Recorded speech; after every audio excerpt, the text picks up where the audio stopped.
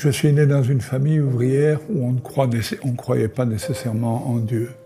Les gens allaient à l'église, un peu comme aujourd'hui les gens jouent au loto. On ne sait jamais si c'est vrai, on peut gagner. Et la seule chose qui me frappait, dès que j'étais enfant, c'était la beauté de la nature. Et je pense toujours aux champignons, je pense aux oiseaux, je pense aux paysages de montagne. Et je me disais, ça ne peut pas être fait par hasard. Quelqu'un a dû faire ça. Mais quelqu'un, c'était quoi? Est-ce que c'était une force cosmique? Est-ce que c'était... Je n'en avais pas la moindre idée. Mais j'étais bien décidé de rechercher avec un esprit positif. Non pas de dire je vais prouver que Dieu n'existe pas, mais de dire je vais voir si Dieu existe. Et un jour, j'ai passé un pacte avec le Seigneur et je lui ai dit, voilà Seigneur, si tu me montres que tu existes, je t'ouvrirai mes bras. Et j'ai commencé à lire, j'ai lu la Bible, j'ai lu divers bouquins. Certains m'ont convaincu, d'autres beaucoup moins. La Bible est un livre assez difficile à lire au début. Mais je me souviens d'un passage qui m'avait énormément marqué. C'est dans le livre de Josué, qui est le 6e livre de la Bible. Et au moment de passer le Jourdain, Josué va dire à Caleb, « Je ne te donnerai pas Canaan tant que nous ne l'avons pas conquis. » Et puis la bataille se déroule et on arrive à la bataille de Gabaon. Et Josué se rend compte qu'il ne va pas gagner parce que la nuit va tomber. Si la nuit tombe, on enlève les armes, on met les morts et les blessés à l'abri et le lendemain matin, la guerre recommence. Si bien que Josué va prier et demander à la lune et au soleil d'arrêter leur course. Et la Bible dit pour la première fois, et la seule fois, dans l'histoire du monde, Dieu va accéder au désir d'un homme d'arrêter le temps. Et il arrêta le temps pendant presque tout un jour. Si vous allez voir un peu plus loin, dans le 2e livre des rois, le roi Ézéchias, qui sait qu'il va mourir, demande à Dieu de lui accorder un petit rabais. Et le Seigneur lui dit, « Ok, je te donne 15 ans en plus. » Et puis il le regarde et lui dit, « Mais tu ne crois pas que je sois Dieu? Que veux-tu que je fasse? Veux-tu que j'avance le temps de 40 degrés ou que je le recule de 40 degrés? De 10 degrés, pardon. 10 degrés, c'est 40 minutes. Et Ézéchias va dire, non, l'avancée c'est trop facile, recule-le. Si vous regardez le dictionnaire Larousse chez vous et que vous allez voir le mot calendrier, c'est avec surprise que vous allez lire, après avoir lu tout ce qu'on explique sur le calendrier, la dernière phrase qui dit « Et sur une période de 3 ou 4 000 ans, il y a une erreur inexpliquée de 24 heures. » Je n'ai pas prouvé que le Seigneur existait avec ça, mais j'ai prouvé qu'il y avait quand même de sérieuses raisons de penser que tout ça n'était pas un beau livre d'histoire. Et puis, le temps a passé. Je n'ai pas donné ma vie au Seigneur, mais je continuais à lire la Bible. Puis un jour, mon neveu est venu me trouver et m'a dit, voilà, je dirige une école qui était la seule école chrétienne qui existe encore aujourd'hui en Belgique, qui a été créée il y a 18 ans. Je voudrais savoir si je peux être à la fois pasteur et directeur d'école. Et donc, il est venu travailler dans mon entreprise et bien sûr, à partir de là, nous avons fait que parler de Dieu.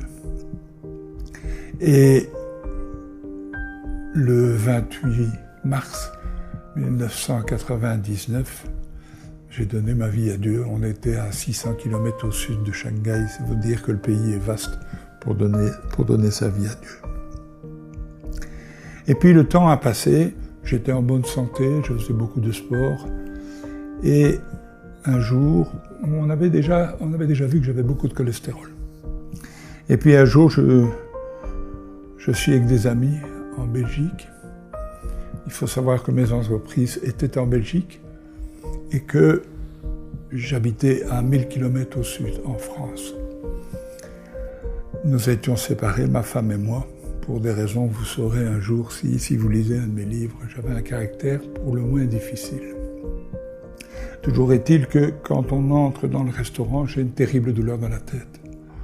Je prends ce que vous appelez un Tylenol au Canada, et puis je rentre dans ma chambre qui se trouve à 70 km de là. Le lendemain matin, quand je me lève, je sens que je ne vais pas bien du tout.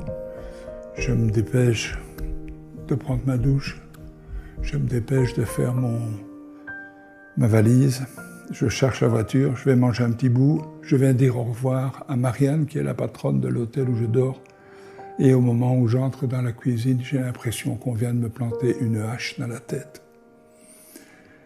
Je m'assieds, je dis Marianne, appelez une ambulance et dites-leur que je fais un accident vasculaire cérébral. Quand l'ambulance arrivera, je serai déjà dans le coma, aveugle et tétraplégique. On va m'embarquer à un hôpital qui se trouve à 20 km de là, à Chimay. Les médecins, après 2 heures, diront « nous ne pouvons rien faire ». Ils envoient les examens par Internet dans un autre hôpital à Charleroi. Et à Charleroi, sur les 9 neurochirurgiens, il y en a 7 qui disent « c'est fini ». Et il y en a 2, dont une femme qui dit « minute, on va voir ». Et quand j'arrive, elle se fâche sur les ambulanciers en disant « vous ne voyez pas qu'il est en train d'étouffer ». Et on me fait une trachéotomie sur le parking.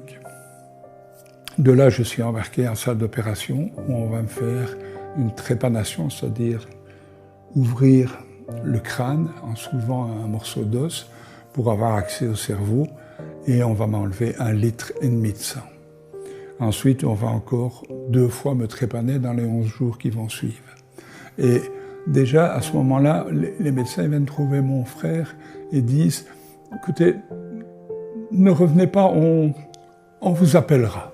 On vous appellera. » Après 46 jours, ils l'appellent effectivement et ils lui disent « voilà, on ne vous a pas dit toute la vérité. Mais on voudrait demander l'autorisation, vous demandez l'autorisation de débrancher les machines. Parce que votre frère est mort. Il y a plusieurs semaines, il est tombé en mort cérébrale, si bien que le cerveau n'est plus alimenté, l'électroencéphalogramme est plat, et que s'il devait sortir, ce qui est impossible, mais s'il devait sortir, ce serait un légume. Et mon frère dit non. Il n'en est pas question, mon frère est chrétien et on ne le débranche pas. Et ma cousine, qui se trouve dans la chambre, demande si elle peut appeler ma femme. J'avais fait une petite remarque tout à l'heure pour dire que ma femme et moi étions séparés. Et Christine lui explique ce qui se passe. Elle prend le téléphone et elle me dit « Tu m'as toujours promis qu'on vieillirait ensemble. Tu m'as promis que tu ne me quitterais jamais. Tu m'as promis que tu serais toujours là pour me soutenir, pour me protéger. Et maintenant, tu veux partir. Il faut que tu reviennes, Guy. » Et à ce moment-là, les médecins constatent les larmes qui coulent de mes yeux et ils décident immédiatement de ne pas me débrancher. 5 jours plus tard, c'est-à-dire après 51 jours de coma, je sors du coma en 2 phases. La première phase, je n'ouvre pas les yeux, je prends conscience que je suis vivant. Je ne sais pas expliquer, je suis incroyablement heureux. Et à ma droite, je ressens une présence et je n'ai pas le moindre doute. Je ne sais pas que j'ai fait un coma, mais je sais qu'à ma droite, il y a le Christ. Et il me dit, tu crois me connaître, tu crois que je suis amour. C'est bien, mais je vais t'apprendre maintenant que je suis aussi douceur. Et à ce moment-là, j'ouvre les yeux, il y a un médecin avec un masque sur le dos, sur la bouche, et je lui dis, docteur, vous pouvez enlever votre masque, je vous ai reconnu. Et puis voilà, tout va bien. Pendant quelques jours, j'ai perdu 48 kilos quand même. J'ai un œil qui souffre de diplopie, mais je devrais pouvoir me remettre. Seul problème, on découvre que j'ai des cavernomes au cerveau. Alors je ne vais pas entrer dans un cours de médecine, des cavernomes, ce sont des tumeurs. Alors quand on a une tumeur, l'enlever c'est dangereux, c'est au cerveau. Le problème c'est que j'en avais 43. Donc quand mon fils m'annonce ça, je lui dis mais qu'on enlève. Il me dit papa, tu n'as pas compris, je viens t'annoncer que tu allais mourir. Je dis non, non. Tu vois ce Dieu auquel tu ne crois pas. Il ne m'a pas laissé sortir d'un AVC pour me laisser mourir de 43 stupides tumeurs. Je suis transféré à Saint-Luc. Le docteur Guérit vient et il me dit « Est-ce que je peux vous refaire une résonance magnétique, monsieur? Je vous en prie. » Il revient le lendemain avec une dizaine de médecins. Ils me disent « Voilà, on a les résultats. » Je dis « Oui, je sais. Vous savez quoi, monsieur? Que j'ai 43 caverneux, mais que je vais mourir. Vous n'avez plus rien, monsieur.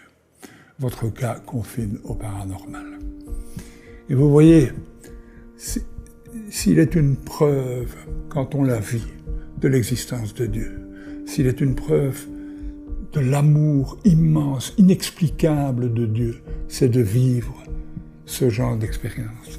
Le Seigneur après m'a demandé d'aller expliquer ça. Et aujourd'hui, je fais le tour du monde plusieurs fois par an pour aller expliquer ce qui m'est arrivé, pour aller apporter de l'espoir aux gens, parce qu'il y a trop de gens aujourd'hui qui ne croient pas en Dieu. Mais quand je dis qu'ils ne croient pas en Dieu, c'est que ils ont peur d'y croire, ils ont peur d'être déçus, ils ont peur qu'on dise d'eux « Oui, mais c'est un faible d'esprit, oui, mais il a peur de la mort. » Non, non, Dieu existe. Je l'ai rencontré et je peux vous dire, pour rien au monde, je ne voudrais avoir raté cette expérience, parce que le plus beau jour de ma vie, c'est le jour où je fais mon AVC. Alors, c'est pas compliqué de se rapprocher de Dieu. Dieu s'approche toujours de vous. C'est à vous de le laisser venir. Et vous verrez, à ce moment-là, vous allez faire une expérience extraordinaire. Mais vous pouvez aller vers le Seigneur. Vous avez les moyens. Vous allez sur le site internet d'enseigne-moi.com et vous verrez comment vous pouvez donner votre vie à Dieu. Donner votre vie à Dieu, ça ne veut pas dire signer une carte de parti et payer des cotisations. C'est pas ça. Donner sa vie à Dieu, c'est dire je te donne ma vie. Et je veux vivre avec toi parce que je sais que ma vie, elle ne s'arrête pas dans un stupide cimetière au bout de la rue du village. Eh bien voilà, chers téléspectateurs d'enseigne-moi.com, le moment est venu, si vous le désirez, de donner votre vie à Dieu. Ça ne doit pas se faire dans un grand cérémonial, vous ne devez pas être dans une grande église, vous ne devez pas être entouré de 3000 personnes. Vous pouvez le faire seul, avec votre mari, avec votre mère, avec votre fils. C'est tout simple. Vous allez prendre un engagement. Vous allez reconnaître le Seigneur Jésus comme votre sauveur, c'est-à-dire celui grâce à qui vous allez avoir la vie éternelle, et comme votre Seigneur, c'est-à-dire celui qui vous dictera votre façon de vivre. Ce n'est pas facile, mais ça l'est beaucoup plus que nous ne l'imaginons. Il va falloir renoncer à ce qu'on appelle le péché. Il va falloir renoncer au petit péché. Il va falloir absolument renoncer à tout ce qui ne plaît pas au Seigneur, et vous remarquerez qu'un enfant, dès sa naissance, sait ce qui ne plaît pas au Seigneur. Alors, je vous demande de répéter après moi. Père éternel, je veux te prier dans le nom de Jésus. Père éternel, je sais que tu as donné ton Fils pour que nous ayons la vie sauve.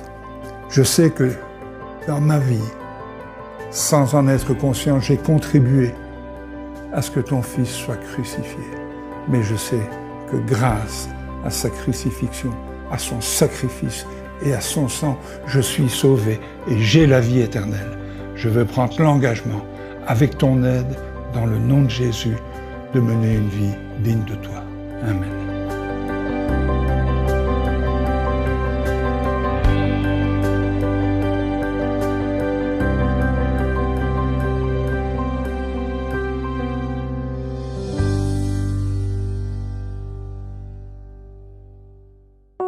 Cette émission est rendue possible grâce au précieux soutien des partenaires d'Enseigne-moi Canal International. Retrouvez tous nos programmes sur emcitv.com.